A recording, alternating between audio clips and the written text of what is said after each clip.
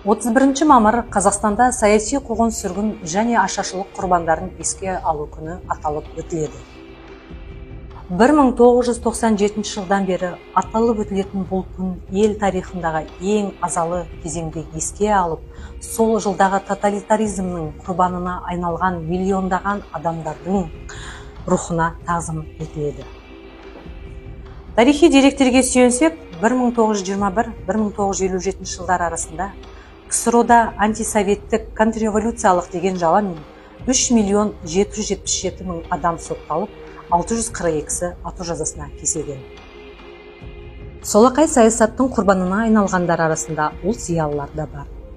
Халық жаулары анықтау саясаты салдарынан Қазақстанда 100.000 адам сотталған. Олардың 25.000-і ең жоғарғы жазалау шарасы ату жазасына кесілді. Саяси қуғын-сүргіннің шарықтау кезеңі 1937 жылға келеді. 7.500 адам қамауға алынып, оның ішінде 2.500 адам ату жазасына кесілген.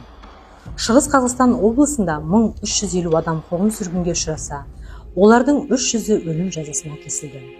Репрессияның бірінші толқыны астында Алаш партиясының мүшелері, Алашорда басшылары ұшырады.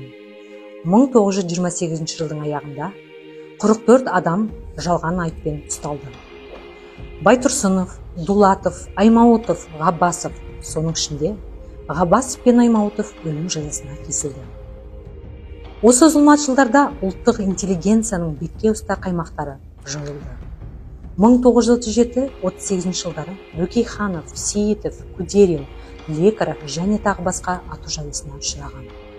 Бұл әдеттен тыс дарынды, білімді адамдар еді. Қазақстан 20-дан астам лагерді қамтитын ГУЛАГтың филиалы болды. Карлаг, Степлаг, Песчанлаг, Жезқазғандық және тағы басқалары. Шығыс Қазақстан аумағында да лагер қоныстары болған.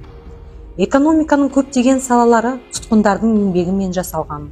Алтын, түсті металдары, көмірді және құрылыс салу жұмыстарына пайдаланылып болды. Репрессия жылдары қазақ жерінен тұтас халықтар жер аударылды. 19 ғасырдың бірінші жартысында Қазақстанға миллиондаған адам күшпен көшіріліп әкелінген.